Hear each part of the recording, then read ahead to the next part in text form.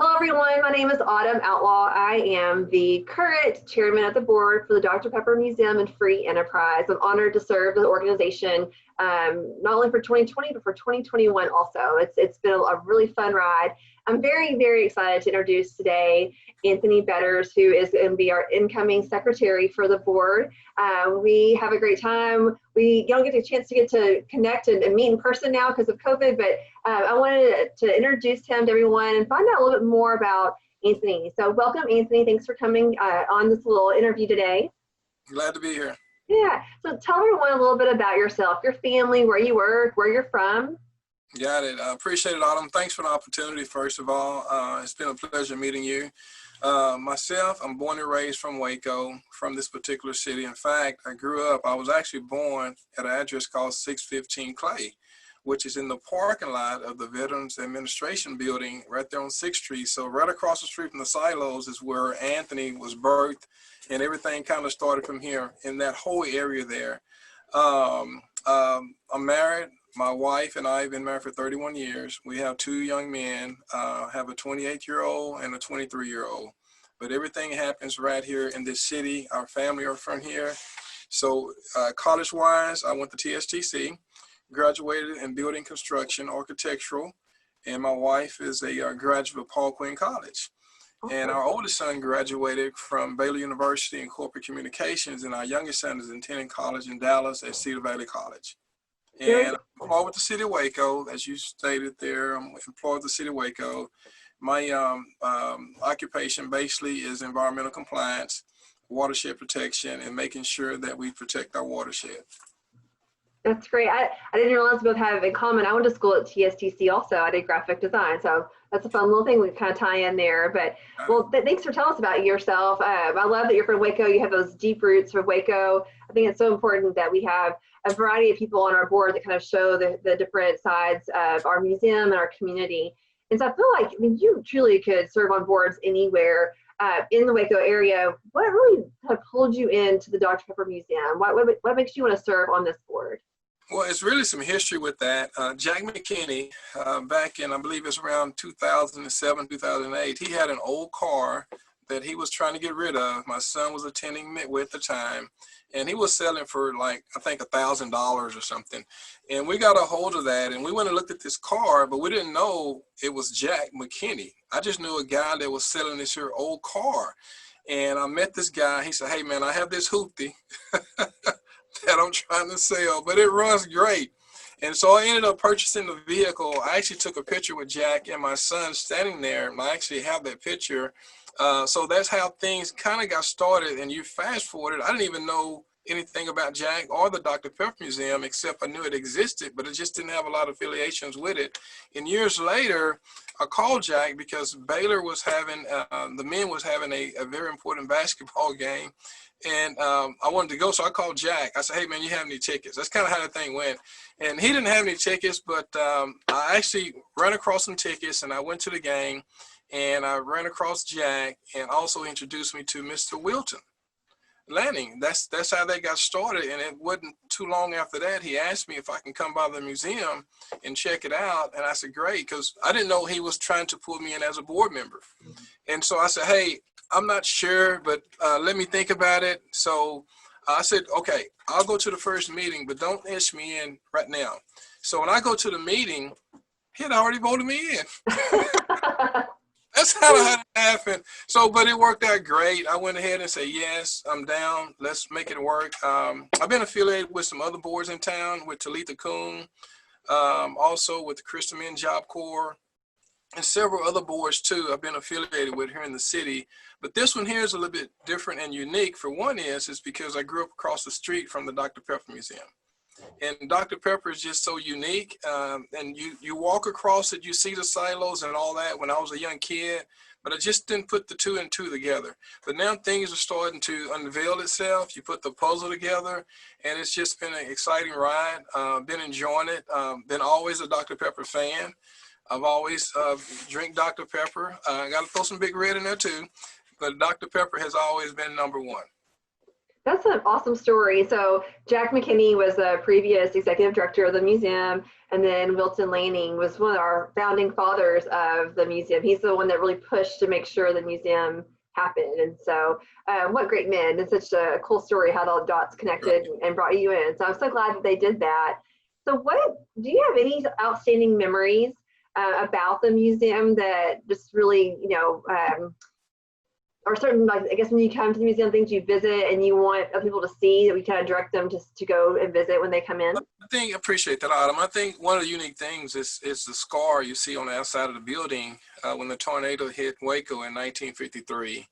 But some of my pleasurable moments there at the Dr. Pepper Museum is the food court area, is when you mingle. And I think that's important for any board members. Occasionally try to go to the museum and just meet people.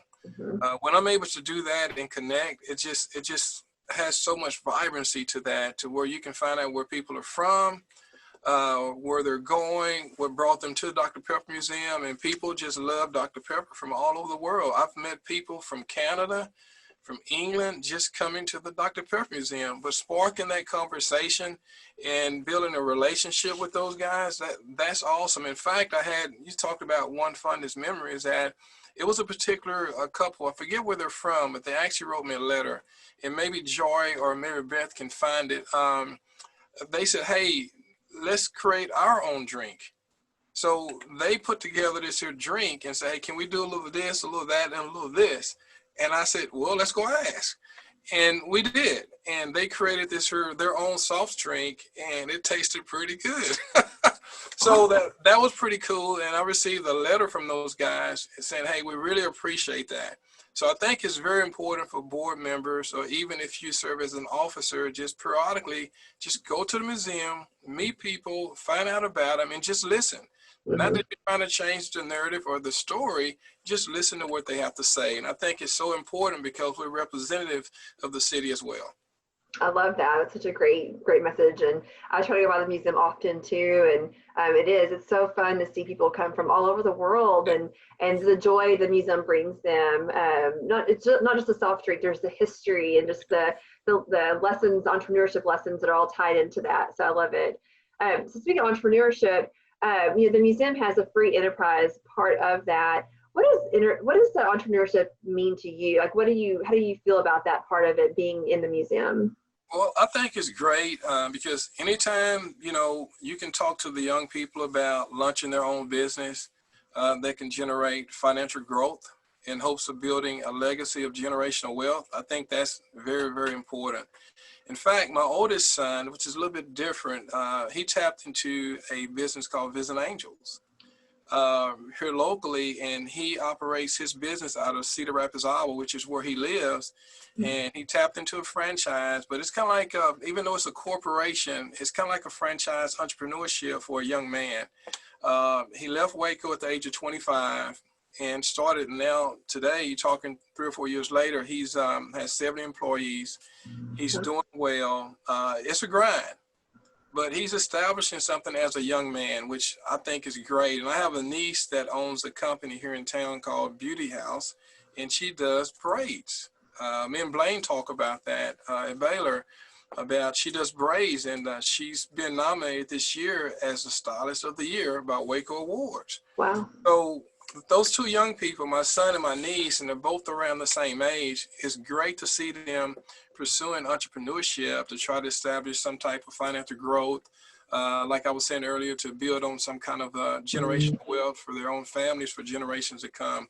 I think it's very, very neat, but people don't realize how challenging it is.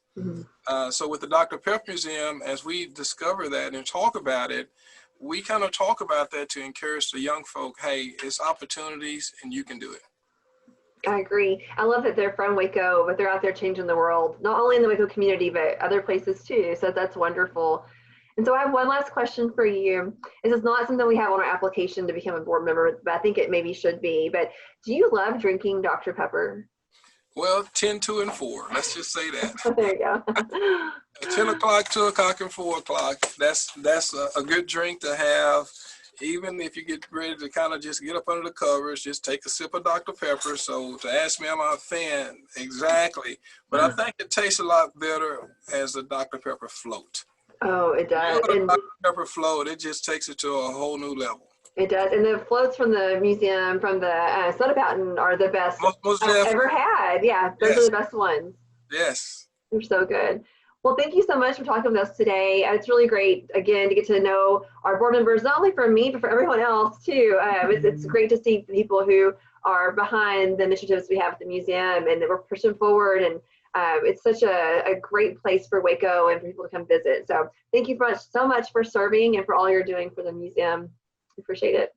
Got it. I got one thing I would like to add to that, Sure. Autumn, appreciate, is that I think it's, for the museum, I think it's very imperative that we follow the path of the city's vision, mission, and their values to make sure that our tourists feel the vibrancy of this city, Mhm. to engage without hesitation in respect and honor, to promote equality and inclusion. I think those are some very exciting things. And as I was studying about not only the city, but with Baylor and with the Dr. Pepper Museum, is that, Baylor was founded in 1845.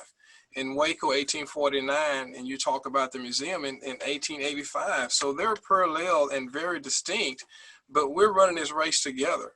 So we're holding hands. So I think as we talk about, as I just mentioned, the equality and inclusion for the city, the vision that we're heading, even across this nation, I think that's paramount and very unique. And I think we're headed in the right direction.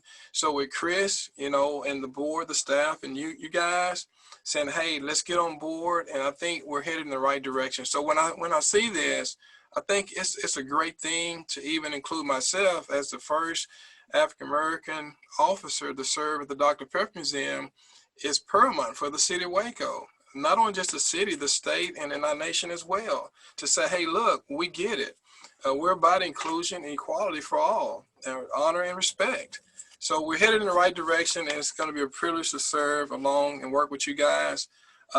Just a great opportunity. If I've already been talking about it to certain people, I just think it's a great opportunity.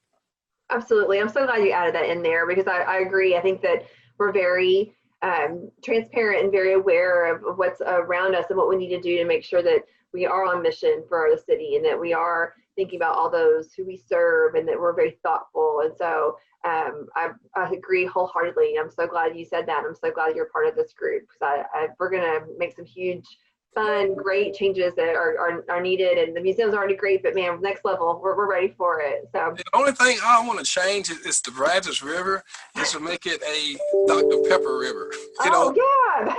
and we're going to roll and roll and roll in Dr. Pepper. Wouldn't that be something? We want to keep the Brazos in there, but we want to roll in Dr. Pepper, and we're That going. We're going sounds like that a dream. Sounds great. I'm all in for that. right, right. Awesome. Thank you so much, Anthony. I appreciate it. Thanks everyone for watching today. Again, we'll have other videos about interviewing our board members and learning more about who's a part of our board. So thanks so much, and we'll see you next time. Thank you, Autumn. Appreciate it. Thank you.